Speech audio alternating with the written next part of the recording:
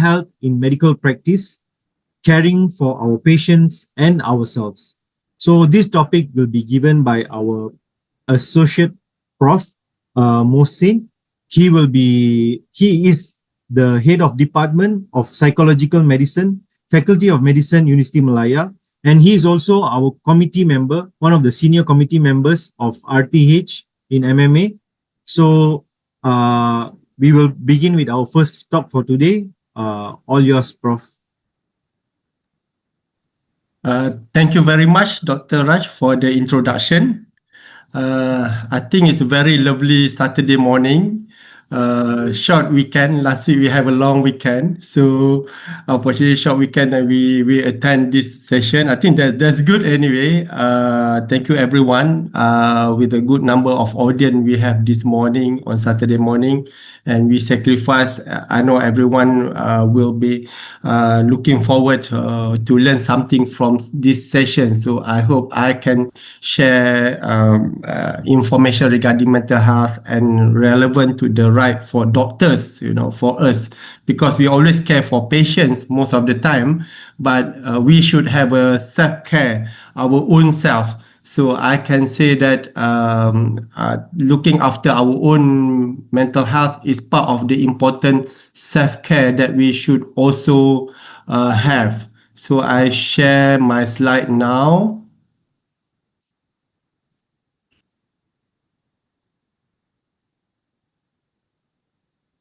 So I hope everyone can see this slide. Just I need someone to say yes. That slide is on, right? Yes, Prof. Thank you very much. Okay, I will proceed. So my topic for today, I'll be talking about mental health in medical practice.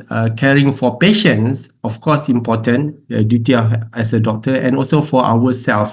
So mental health, from now and then, we are always talking about mental health, which is very important for everyone, including as a medical profession. So when we're talking about mental health, basically is encompass the various aspect.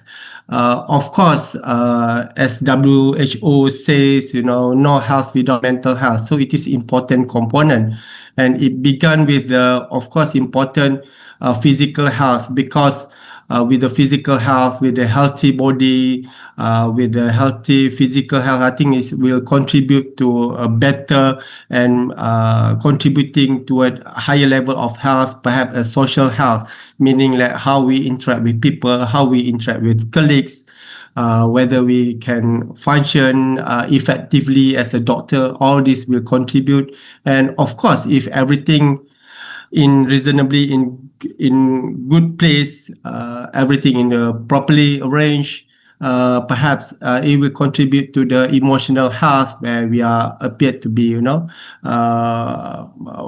more emotionally stable, and able to control ourselves if we face difficulty, whether personally or related to work.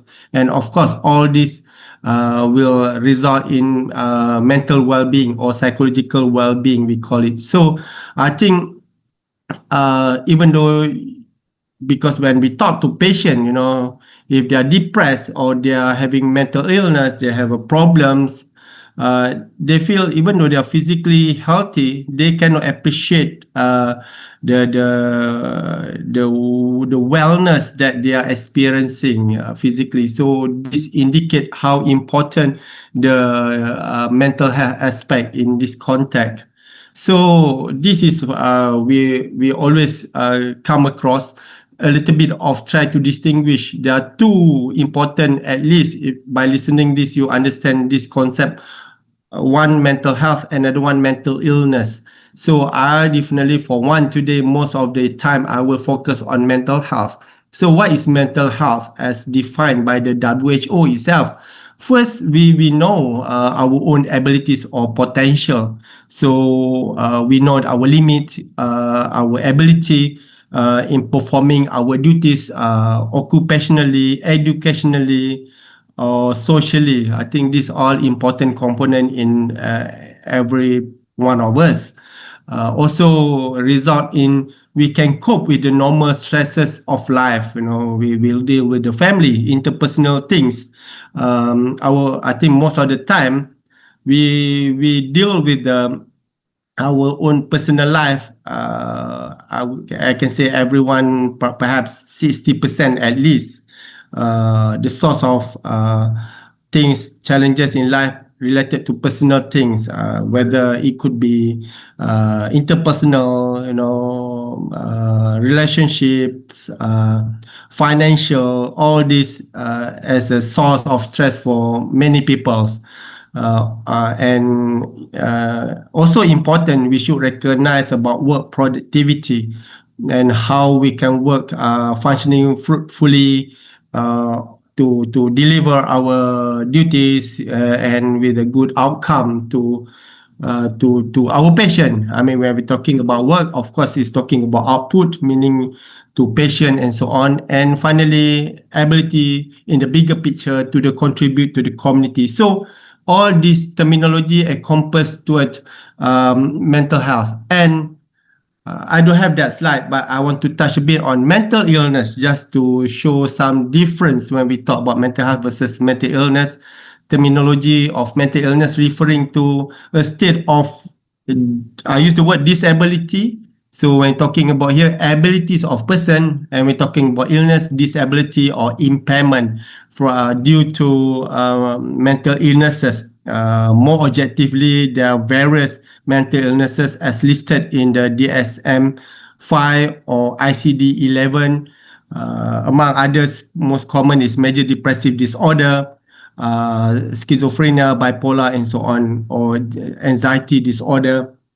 So what I mentioned is already constitute 90% of patients that we see in our even psychiatric clinic. So when we talk about mental health and mental illness, as I mentioned earlier, so our government, MOH, did a National Health Morbidity Survey in 2015, revealed that 29% of general population have mental health problems. So when we talk about, I guess, in the medical profession, in healthcare profession, the rate is higher, but in the general population is as high as 1 in 3, almost 1 in 3, 29%. This is in 2015. That even prior to the COVID. I believe with the current situation and the COVID epidemic have shift our way of doing things, our and our communication way. For example, now we more online.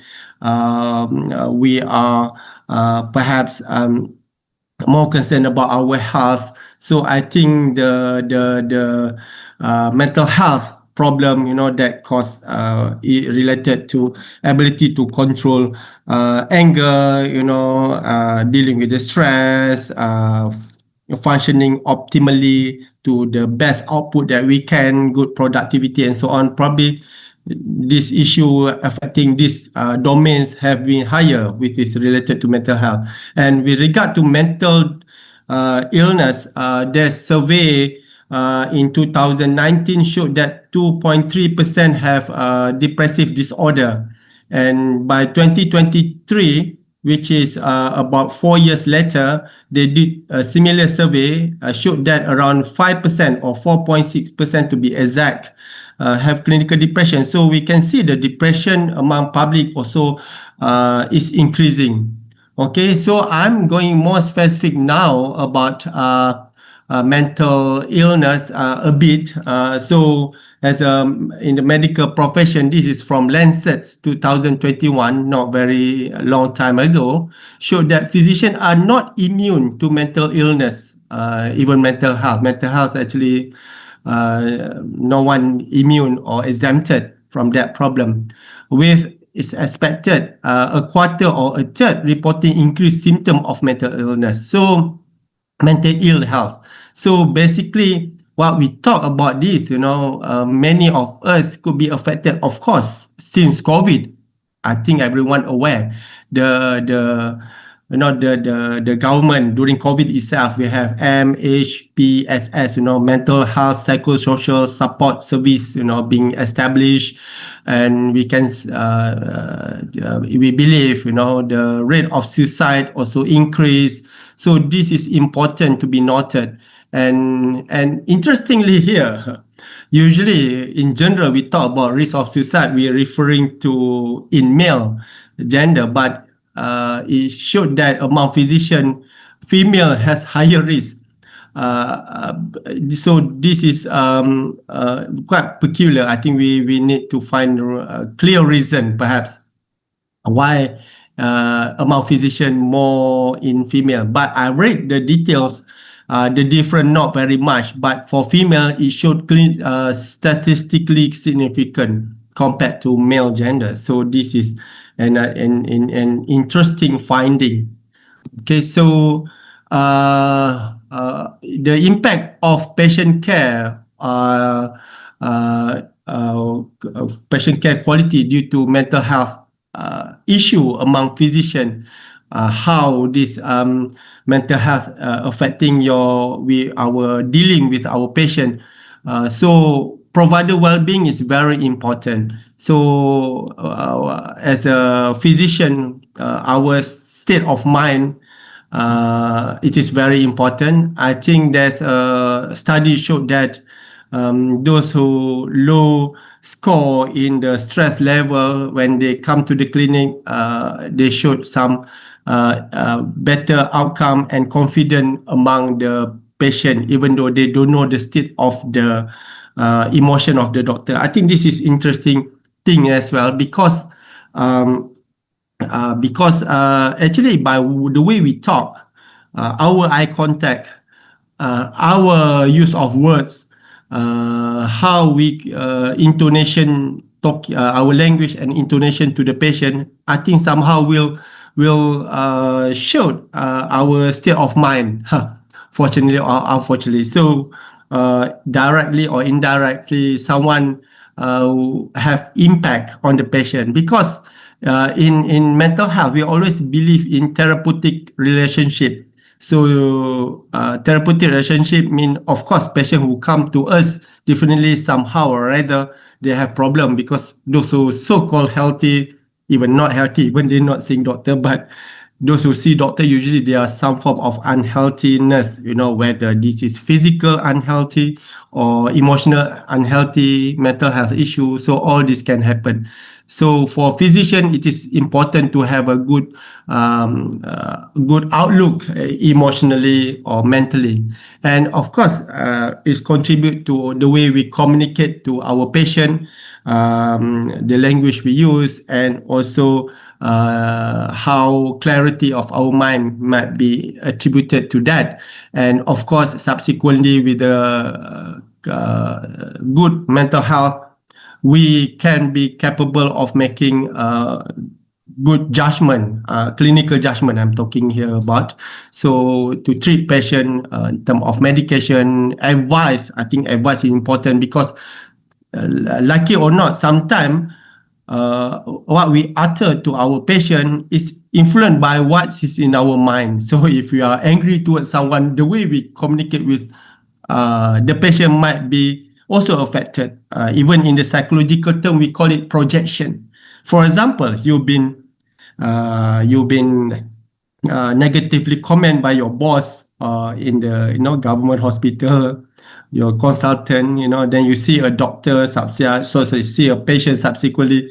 Indirectly, if you have a poor control of your emotion and without realizing, no insight about the way you are thinking, you might be indirectly, patient will be, I use the word victim of this anger, which is projected to another person. So this is important to be noted. And of course, with the good mental health, overall, as I mentioned, the therapeutic relationship has been established, and in the good condition, it will result in the superior outcome. So mentally healthy provider deliver more empathetic. So empathy very important. This is good thing to mention about. I think for medical student, when we teach our student, we emphasize on empathy as well. For example, in the what we call it supportive therapy or supportive counseling, I think this is I use the word equivalent like Panadol. Any doctor should have that skill. You are surgeon or you are GP or health clinic doctor. So this supportive therapy is like Panadol. You can prescribe or deliver to the patient. What is the supportive therapy? Among others, empathy is important to express empathy. To understand the problem from the patient perspective and listening skill, good active listening skill, meaning like you listen is not deaf ear listening, reflective listening. Oh, I'm so sorry to hear that. That's a pity why you have to undergo that difficulty. That's so terrible. It sounds so terrible to me, what you experience. So patient will feel this doctor is warm and understand of their emotion and their problem. So I think this would be helpful, and all doctors should have this. So active listening, empathy, I mentioned earlier, non-judgmental, also another important component of supportive counseling, allow patient to ventilate. So I think this should be on the top rather, because allow patient to ventilate.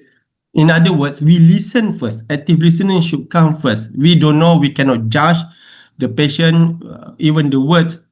I'm probably never, you can, I mean, it's safe to say, I never been in that experience, so I probably not really understand, but thank you that what you shared to me is sounds so bad anyway. So that would be good reflection, because some patient might say, you know, probably doctor never experienced what I undergone, so you probably don't understand. So not the paternalistic way, meaning like we always know everything, but we should admit this limitation, and patient feel the doctor humble, and they will feel more comfortable in sharing their thought, and will share more than expected, and is help for you. So this is, I think, the supportive therapy I already mentioned just now about being active listening, allow patient to ventilate, express empathy, non-judgmental, I think should be a routine when we communicate or consult patient, especially when we talk about emotion. I think at least this morning, those who listen here will benefit that information for you as well. And occupational stress, this is, I will have more slides subsequently after this toward the end of my talk later on, but just go through is something related to time pressure, you know, the acuteness, you know, we need to attend acutely for patient, you know, like over and over again, probably in one day, probably two cases, and it's happened few times a week. Finally, it become a chronic stress. Trauma exposure, you know, this is big things here. We're talking about someone, the physician itself, no bad experience, for example. Those who, I would say, naive toward negative experience in their life, in this physician life, that probably also exposing like someone who case of being abused physically, you know, looking at how bad their physical effect because of the abuse or injury caused by that, or even mental trauma, you know, someone being victim of rape, you know, is we can affect the physician. Ethical dilemma, this is quite interesting sometimes, because not every one of us has similar personal subscription toward moral value and so on. I mean, we have some differences where we big background and so on. So sometimes we see patient which is not what they call conducive to our, I use the word conducive to our belief, our own moral values, or our own moral belief. So this can be difficult, but being a doctor, ethically, we cannot distinguish any patient should we treat the same. And as I mentioned earlier, non-judgmental is very important. So this sometimes can create personal or individual burden emotionally. Then also about administrative load. I mean, those who in the hospital, like myself, I have to say, sometimes I have to run clinic like other doctors, but at the same time have to go, a lot of meetings, academic meetings, undergrad, postgraduate, research meeting, KPI meeting. We can enlist a lot. So as an administrator in the hospital, I think unfair to compare with me, but I think even for general doctor, that probably have that challenges as well in dealing with their daily life. So when talk about approaches or evolution of healthcare standards, how we deal with this patient in the contact with the patient, of course, some people, this is I would say the minimum where we begin with, or probably I probably unfair.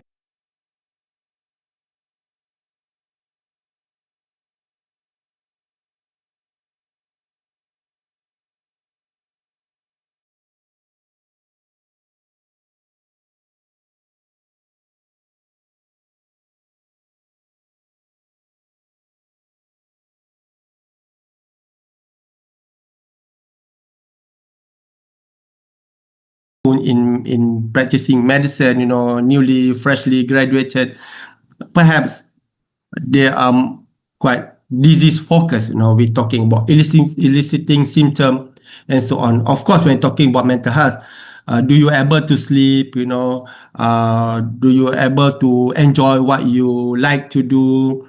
Do you still doing your hobbies? Do you have feel any good energy? You feel life worth living? All this also can encompass toward so-called disease focus. What I mentioned just now, some symptom of major depressive disorder, where you can ask patient to elicit depressive disorder. But of course, like hypertension, we're talking about. Do you have dizziness? Do you have headache? I think long days ago when I practiced as a medical officer. But anyway, in psychiatric patient, very common as well. Psychiatric patient nowadays come to my clinic. They also have dyslipidemia. I think is quite rampant nowadays. Glucose issue, glucose intolerance or something like that. Then also perhaps other medical diseases. So being a psychiatrist also have to be aware. And then next approach, which is also used a lot in psychiatry, is a biopsychosocial approach, meaning not only the biological disease that we are dealing with, but we have to ask what stressor in particular when talking here, the add-on from the disease focus model, we need to know the contact, the social contact, the social support, the what trigger the patient and so on of that episode. So that will help patient to understand. And if you ask that patient that question to the patient, they will feel that this doctor so thorough and try to understand their problem. So I think important to incorporate the biopsychosocial approach as well in dealing with the patient. And or the next level, I think higher than biopsychosocial, we're talking about patient-centered care, meaning we also incorporate patient value. So be in our country, for example, some believe in what they call traditional medication, traditional health, looking at spiritual and so on. So sometimes need to be addressed as well, what their opinion. But the only thing, as I mentioned earlier, we shouldn't be judgmental. And if I did have to meet this kind of patient, first I'm not to declare my own value to the patient or my own opinion to the patient, because it can be haphazard. But I would rather to show my understanding toward why or the value that uphold by the patient. So for value, sometimes it's very difficult, neither right or wrong, but what they are learned or up to their that particular point of time, childhood experience, or so they have some opinion and values that they are holding to. And of course, holistic wellness is very important, rather than in medical school, even we're talking about compartmentalizing the medicine, now very such specialty, but it is still important to look at the patient problem as a whole, where, like, when we see patient with cancer, not only we're treating the cancer, we're treating the symptom, we're treating the mental health issue. We probably comfort the partner, the spouse, because it's not easy to accept that kind of difficulty. So it is a thorough and holistic approach would be good for the patient. So mental health as a state of well-being, we're talking about, there are various aspects of, when we're talking about what leading to the well-being of a person. First is emotional resilient. Emotional resilient varies from person to person. What it means, resilient is a state of preparedness of a person to encounter, to tackle challenges that come toward the person. So it is very important. For example, I give two scenario here. As a doctor, we probably someone who's so called, I mean, not easy to find, but this person never experienced difficulty in life, never have challenges in life at all. So they hear the person or the patient in front of him or her who's so distressed and so on. That probably, if you're talking about this ideal situation, the ideal doctor never experienced difficulty, so they probably hard to understand.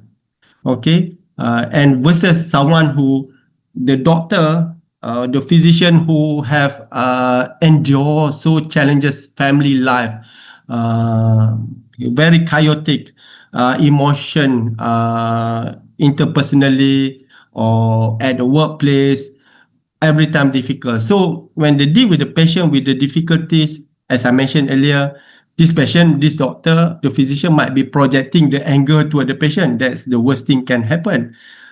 Or if this doctor is senior doctor, might be projecting the anger toward junior doctor, the houseman and so on, maltreated, and of course, it's leading to workplace bully and abuse. Okay, so what I highlight here, as a psychiatrist, sometimes we are dealing with this group of patient as a physician while we're treating at, and someone referred this colleague, or the colleagues came to our clinic to seek help, our friend, our another doctor. So we have to understand all possibilities. Of course, sometimes we say this is what they call, we cannot accept, but I think we have to understand this person probably have some challenges that he or she has to face in their life. Then, of course, this all related to what person, the personality, the psychological stability. So, for example, the physician is perfectionist. So this could be, oh, I have to rule out all diseases possible. If I don't, I encounter in my clinic a physician who is my patient. I have to do. If I don't do that, I feel, I go home, I cannot sleep. I still worry this patient might have this disease, that disease. I have used the word.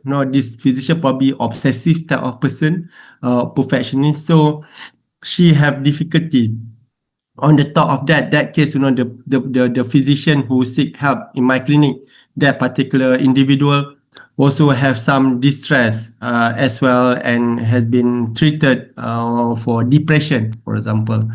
Okay, so this is psychological stability. And then social functioning, also important component. Social functioning means how this person or this doctor get along with colleagues and with the family, for example. I think this will shape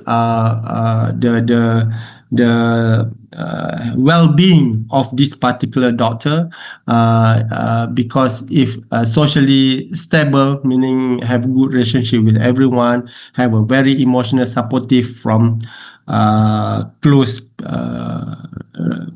family members or close friend, I think this person will have a better control if they face challenges, and of course the threshold to get mental health issue or mental illness going to be low as well.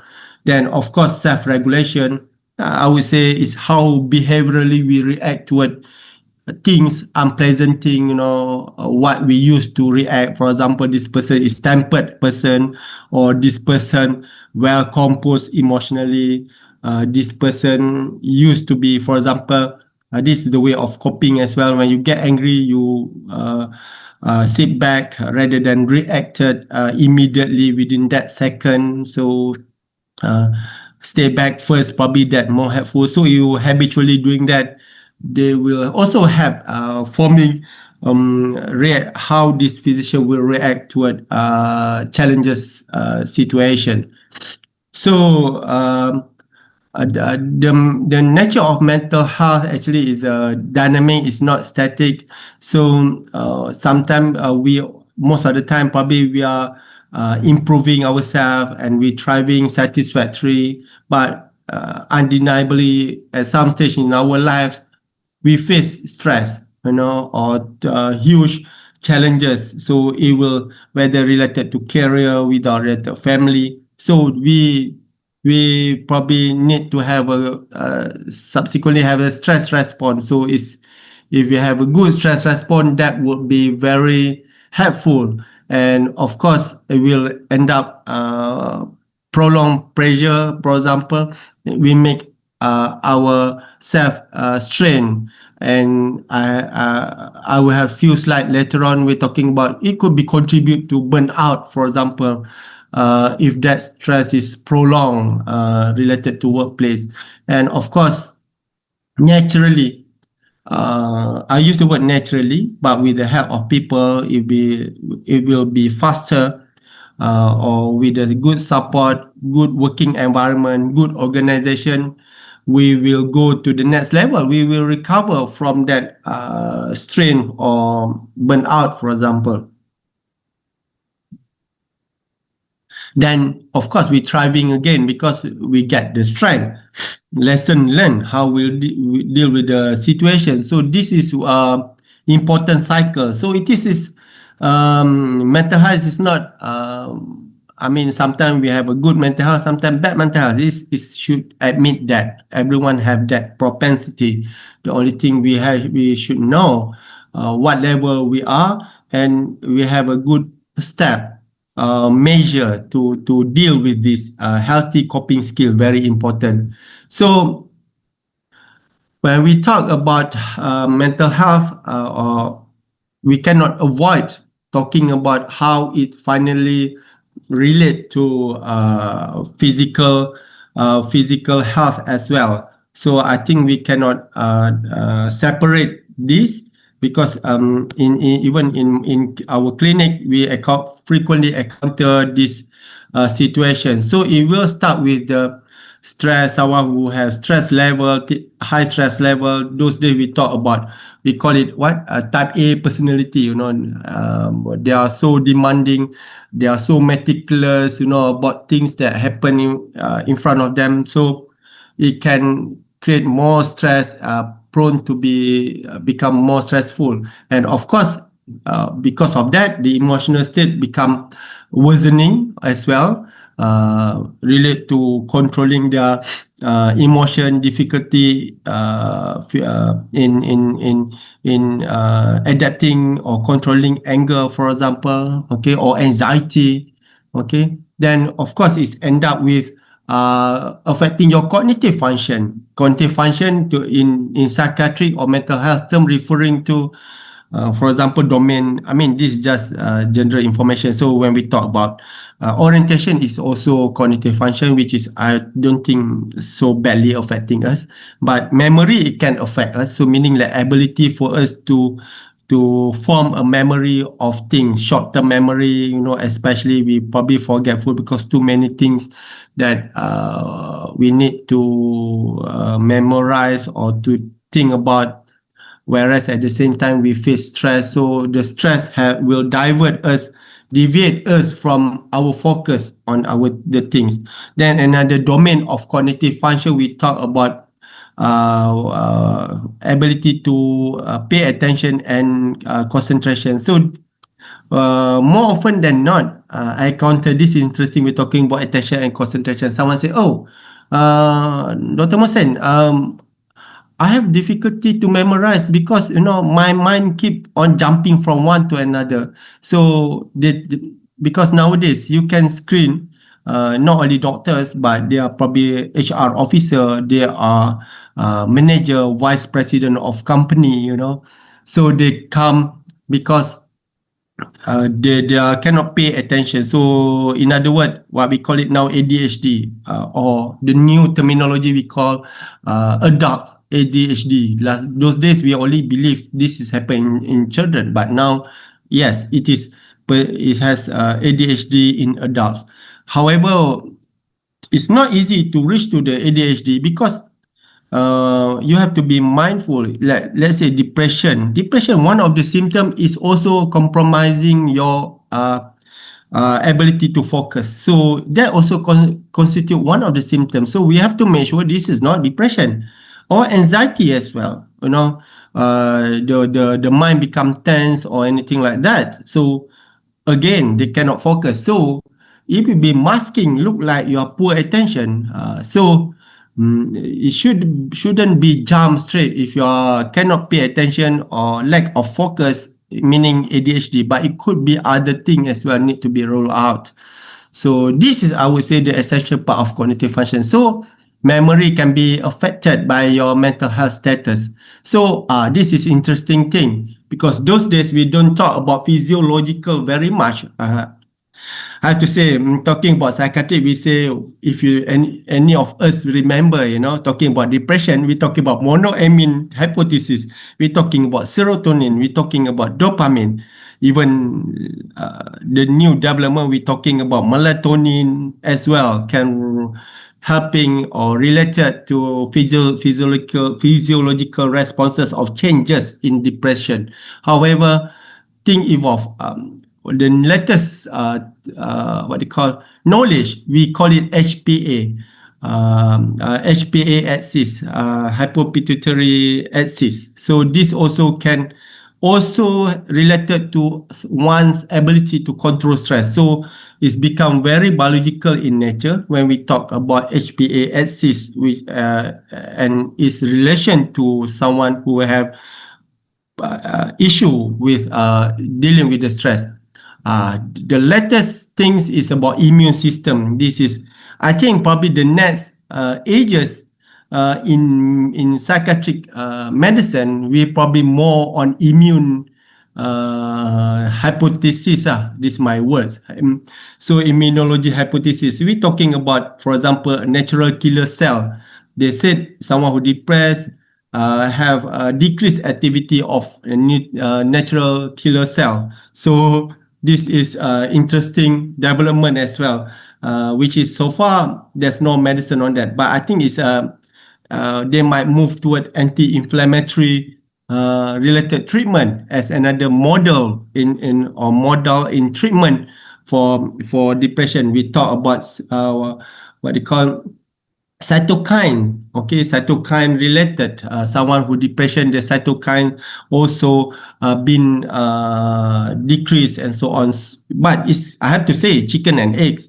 Is it depression cause all these changes in the immunology system, or because of the decrease of NK natural killer cell or cytokine activities lead to depression? I think this is still need to be trashed out if we want to move to the next level on the treatment.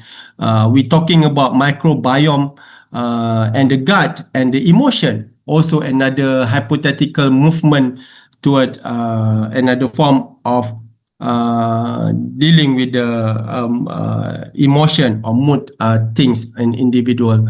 And of course, cardiovascular changes always been related. For example, anxiety, and heart pathology also can cause someone have IHD, for example, ischemic heart disease because of prolonged depression and so on, or even diabetic can be precipitated because of depression, because someone depression or stress, they eat more, for example, and they have type 2 diabetic history in the family. So this will add up to the make them higher risk to develop these illnesses. And at the end of the day, we're talking about initially the mental health issue. It become a clinical outcome where if you have a disease, it make it worse, and it will have more difficult to treat. For example, meaning like treatment response seems not working very well in this individual. You need to be higher dose in terms of medication, but sometimes we have to take note as well. We have to in psychiatry we cannot avoid, we have to address the psychosocial part, because sometimes we just focus on treatment medication, but we more ignorance, I use the word, toward the uh, issues that they are facing financially or family issue and so on. So we have to equally look into it to ensure they have a satisfactory recovery rate later on.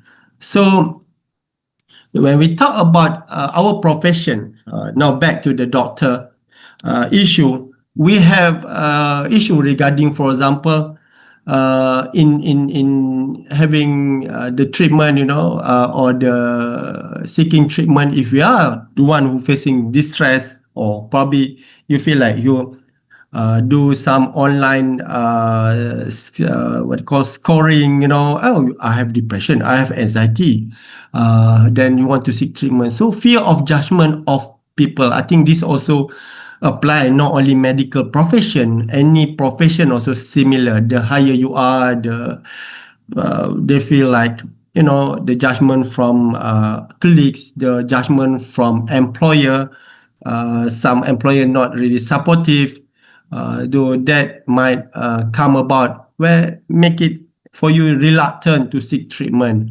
because of that. Secondly, for medicine, definitely licensing concern also important to be considered, which I'm going to discuss after this slide. Then self-reliant culture.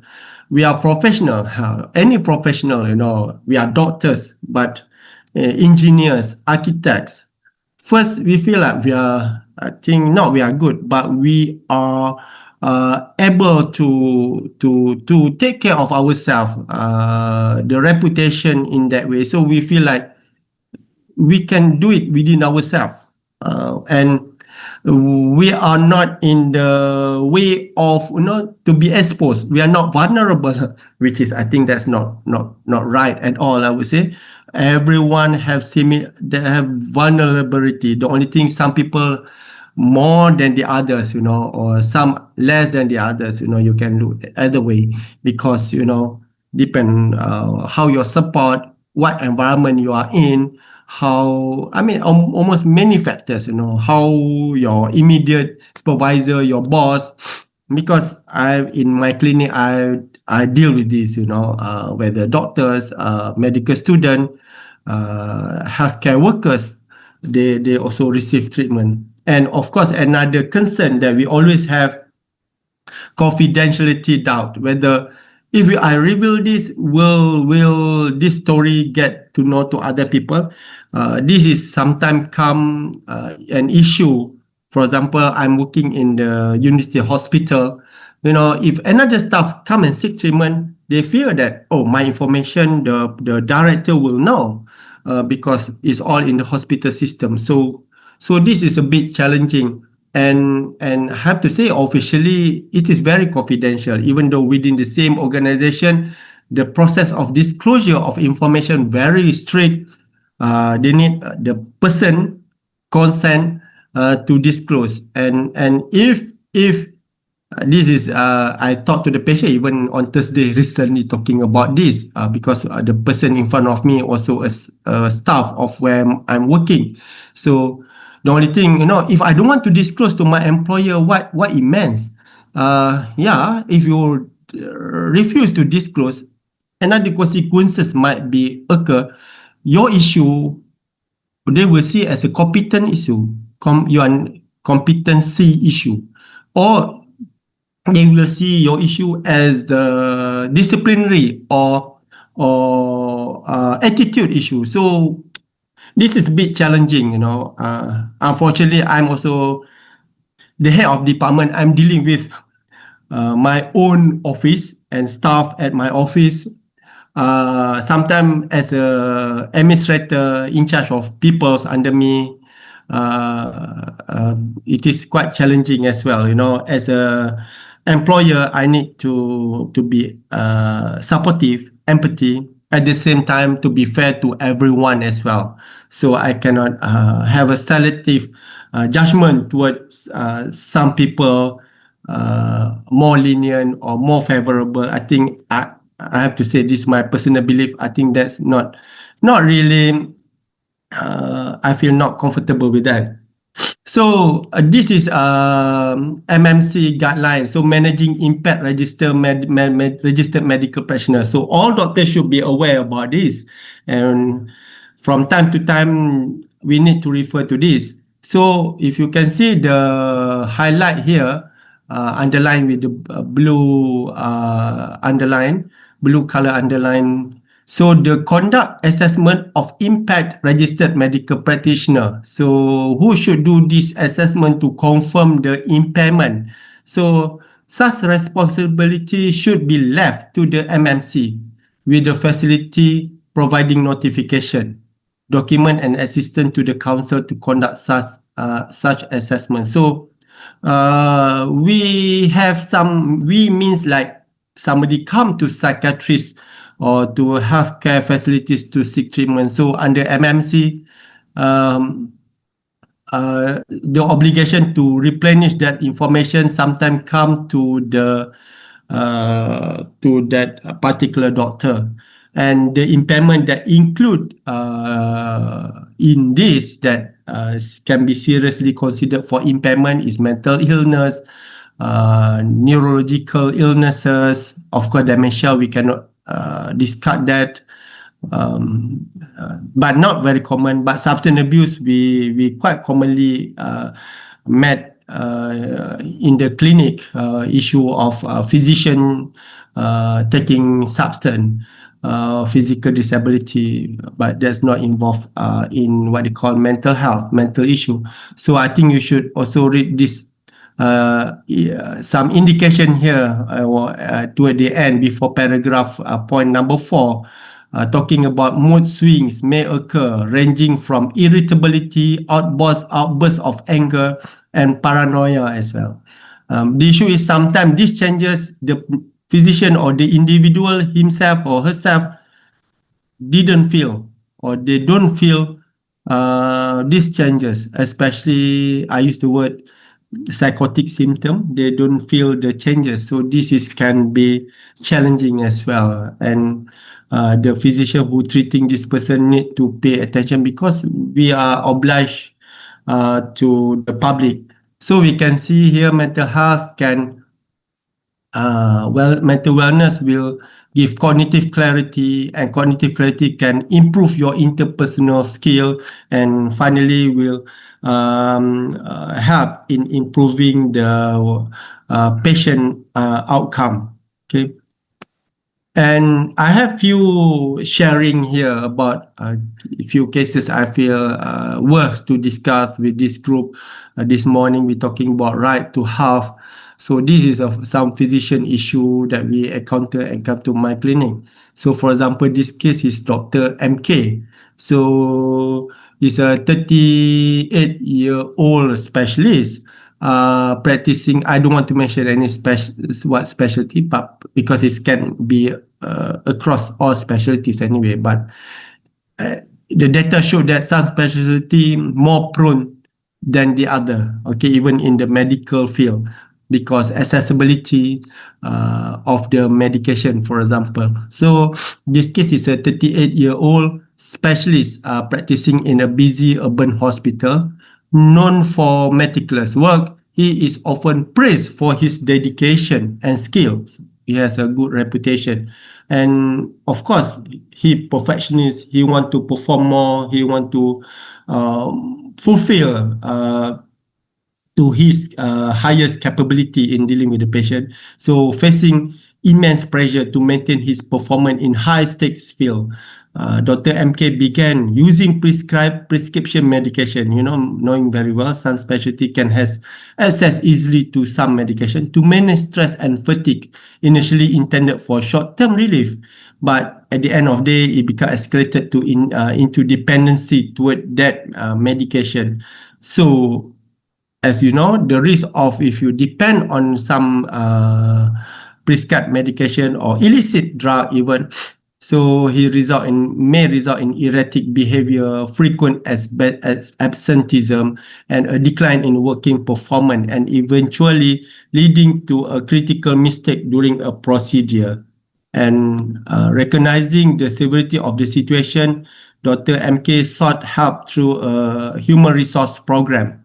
Okay, he participated in a rehabilitation program and attended counseling provided by the employer, and successfully returning to practice,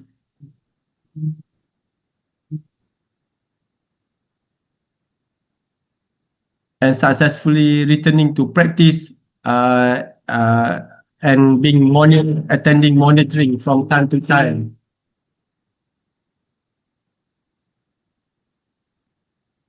I'm sorry, guys. Actually, that is from my neighbor. I live in the link house, so uh, sorry for that disturbing. So anyway, this is another case.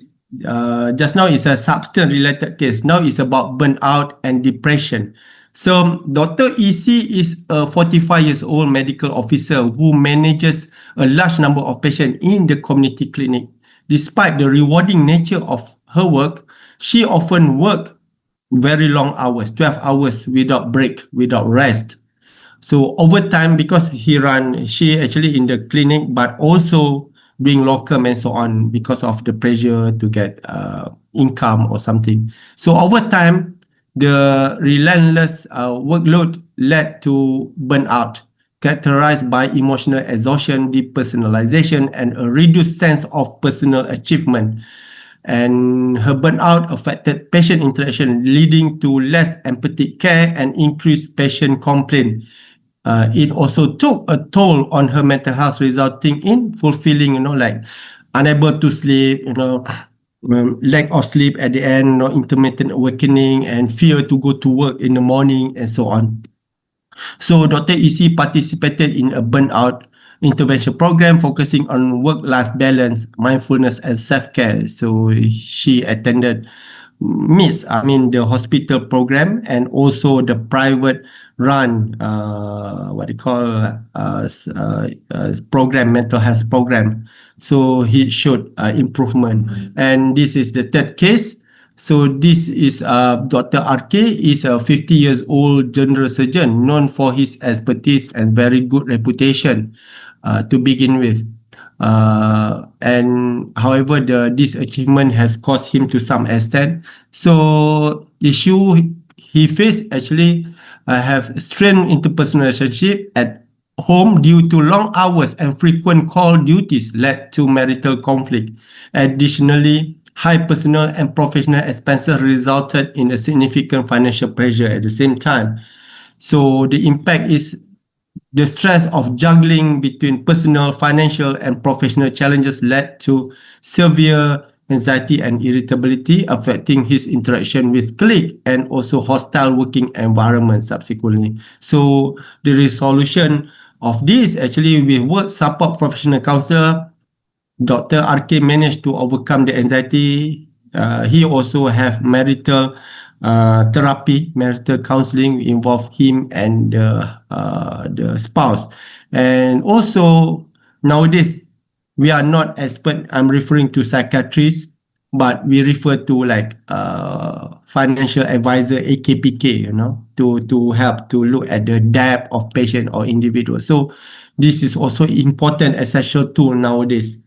So this is just to share some example recently happened, hotly covered, 2 years, 3 years back. One doctor, young doctor, met his death uh, because of workplace bully. Okay. And this is another one. This is specialist already, but non-clinical specialist. But she also met her tragic death uh, related to work related stress. So cannot see lightly because, as I mentioned, the first few slides about physician and suicide is quite known challenges or known fact. So just a bit, 2 or 3 slides on burnout. So burnout is under ICD-11 is a definition on mental health.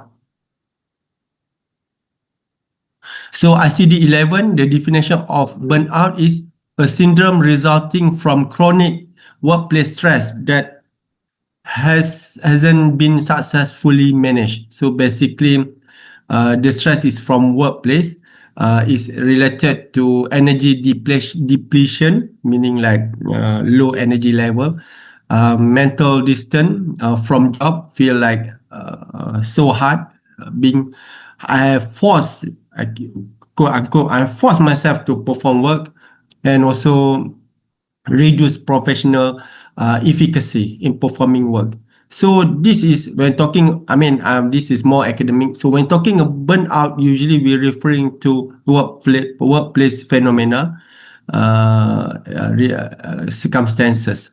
So burnout actually in the US showed that 78% of physicians have element of burnout. Of course, there's mild to severe, and in the UK 80%. So I think in Malaysia not much different when we talk about the rate of doctors who face burnout, and junior doctor is the number one experience burnout, but general practitioner also has high burnout rate as well. And the dimension of burnout, basically, first, the emotional exhaustions. So feeling emotionally drained, uh, whether, can't feel the happiness or sadness, sometimes almost like emotional blunting, uh, or they have episode of severe emotional breakdown more regularly happening. So this could be indication of emotional exhaustions. And depersonalizations also another component dimension of burnout. You feel like you are distant from your work. You are very negatively questioning your work and your colleagues. Feeling all conversation about work with your friend more sound like negative. So this is probably depersonalization related to work circumstances. And then also reduce accomplishment, meaning like the productivity or the feeling that you are cannot perform as good as what you used to be. Also could be a dimension of burnout. So this is element that can lead to emotional or mental health issue. First about working long hours. When you work long hours, it can causes physical exhaustion, and on the top of that, affecting your sleep, for example. And this is more related to doctors who work in the hospital, for example, where you are sometimes unable or a huge high commitment to work. And of course, subsequently, risk of error also can be related to that, and it can cause a chronic stress as well to that individual.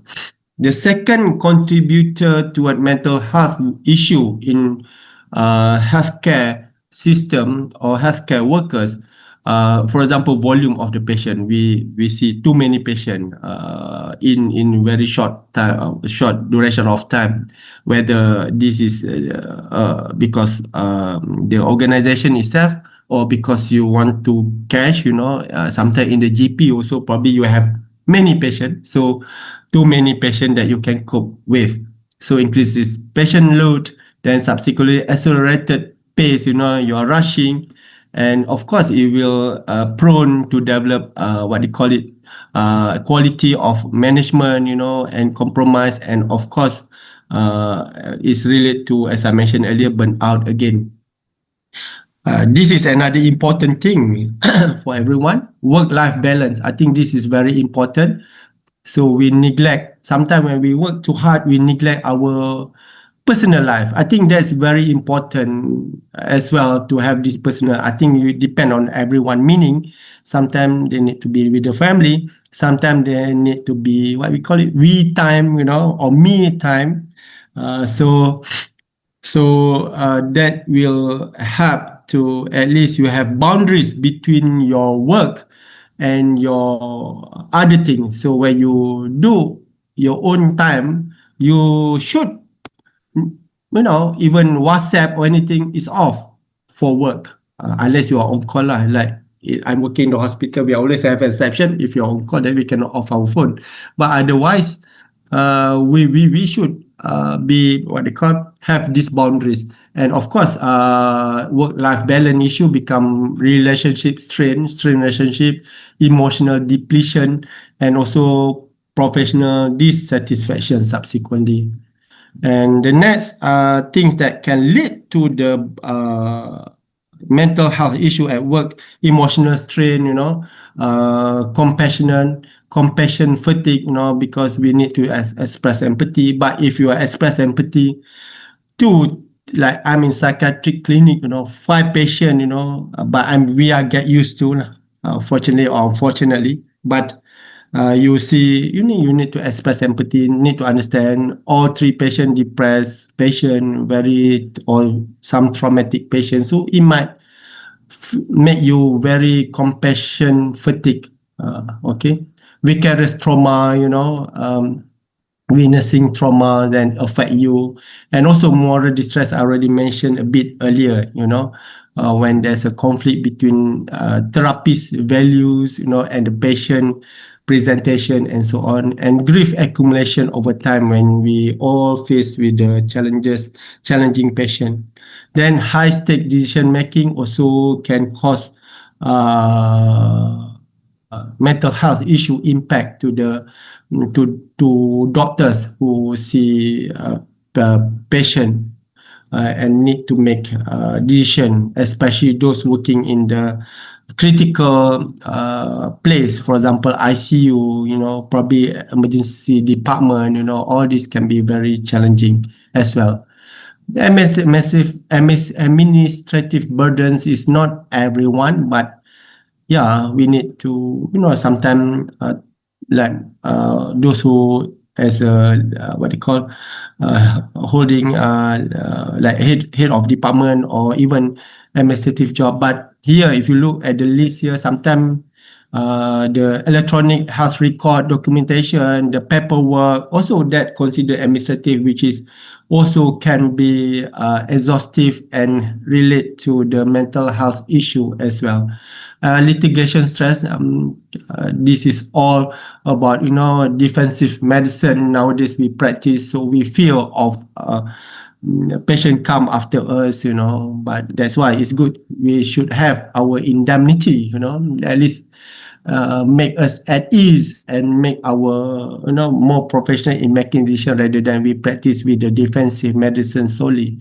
And then resource limitation, not enough people, I don't know, I mean sometimes we feel like we have more doctors nowadays, but that one sometimes is not reflecting into the actual where when we do provide clinical service, we notice, we are still lack of what they call doctors. I think I can personally share. For example, we see more and more patients come to our clinic. I know because of cost of living increasing, more people go to the public hospital or my place, University Hospital. But this is make our load also increase. Okay, and of course, resources limitation not only about human, about time limitation, equipment constraint, and budget restriction as well. So all this encompass to that, and of course, mental health, help seeking. I already touched earlier about health seeking behavior, stigma, where people will label those who see psychiatrists unfortunately as a weak person, a problematic individual, because actually we should realize everyone at some stage in your life, you might face some difficulties, like it or not. But not everyone go very bad depression.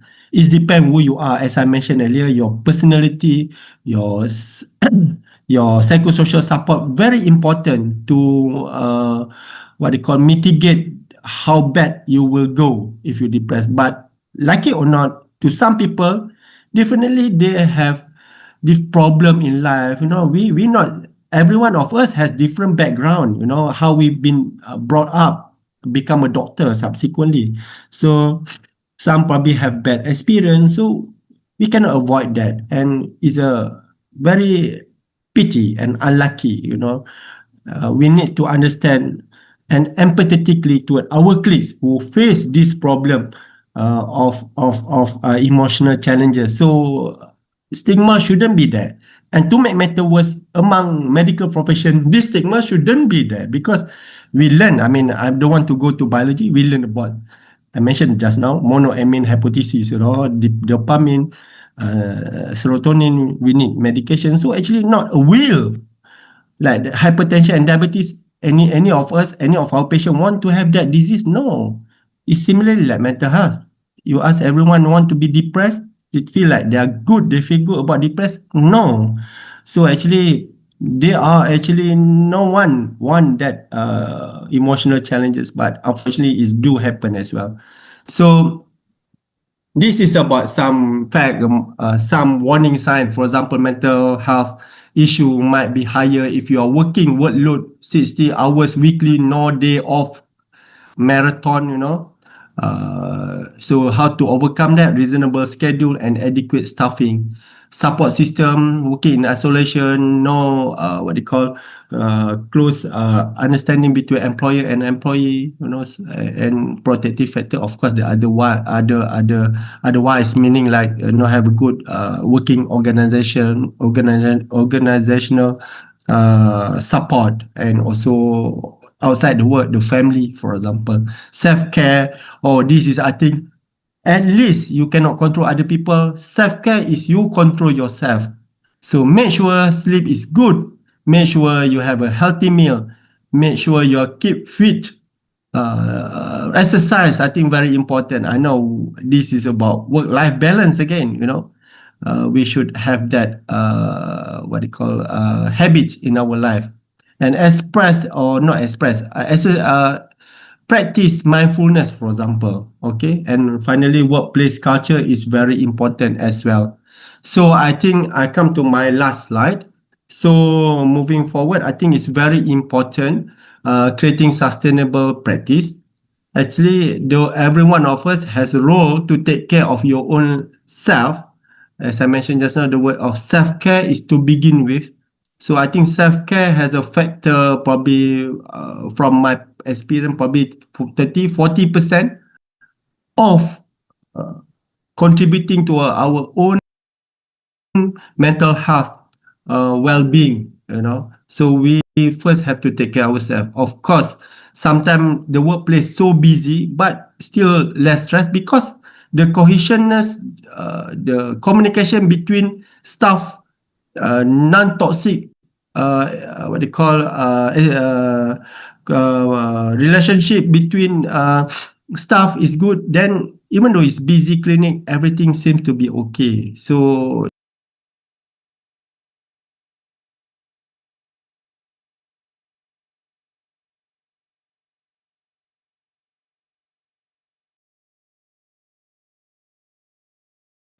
approach should be prioritized by all organizations. I think that's my last statement from me. Thank you everyone for being here and listen to this talk. I hope it's beneficial to everyone. Thank you.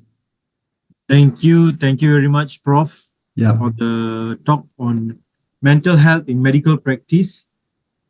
So some points that I've taken down that I could relate, especially in my practice, would be our emotion reflects on how we speak to patients, and Yeah. we relate to patients through our personal experiences or whatever we went through, Yes. which is very true. And I'm not sure whether are we taking questions, Prof? I'm okay if we got time. We have another 5 minutes, but there's no questions in the chat box. I assume everyone is good with what you have shared. With there's one I think popped up. Prof, there's one question here. What advice would you have for medical practitioners who fear disciplinary action and avoid seeking help?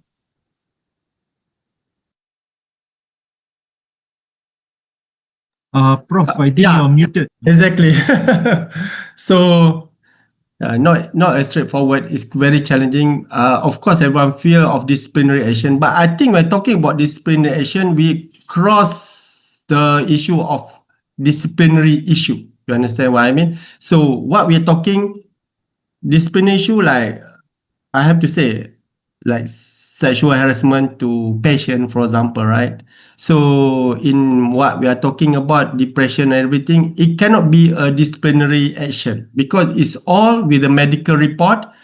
It will justify this is medical issue, it's a psychiatric issue. So far, thanks God, to my understanding, even though not only doctors, but we go to the some other ministries or some other authorities, they look at when somebody seek treatment in psychiatric, there are more medical issue, even though sometimes irritability, sometimes harm also happen, and that's one thing. So it's not disciplinary. It can avoid disciplinary issue. So the issue is don't avoid seeking treatment. Okay, don't work on denial, meaning like I'm okay, I'm fine, there's nothing wrong with me. I think that could be haphazard, rather than the next level you seek treatment just to reassuring this is could be mental or physical or health issue or not. Okay, so that confirm, and knowing very well in general this could be very confidential. Okay, we're not simply selling or sharing your difficulty or emotional challenges randomly, arbitrary. No. So I think that's my answer. Should seek help rather than avoiding seeking help. There's another question here. In government practice, applying early retirement because of mental illness, does it affect eligibility to practice? In brackets, MMC has role to prevent the doctor to work. Yes, MMC have like 100% discretion or the ability to make decisions, as I showed you earlier. So early retirement in government, the more interesting here, usually done at the medical board level. So medical board will decide. So in the context of why this doctor cannot work in the government, probably the workload, I mean depend. I don't think it must equal, meaning like you cannot perform as a medical doctor in the government service, meaning like you cannot work as a doctor in your private, because if you work as doctor as private, you can still work at your own pace. I would say in the government you have to see certain duties, and can be very strict. So I think my thought is not necessary, meaning like your early retirement, meaning you cannot continue your private practice. Of course there are always risks. First is medical board at the organizational level or hospital level, but another things, if they found this doctor, I think the keyword is not safe. The doctor himself cognitively impaired, unable, inability to, control emotion, have some very serious disturbances of mental illness and early retirement. Of course, with that things, I think the MMC will be triggered as well, unfortunately, because we know this doctor probably safe or not seeing patient. So if not safe seeing patient, this is probably option two lah. Meaning like MMC probably stop the APC for this doctor. So that's my answer to that question, Dr. Rush. Okay, thank you. Thank you, Prof. I think we have come to an end to our session. So it's Yeah. time for the next talk. Thank you very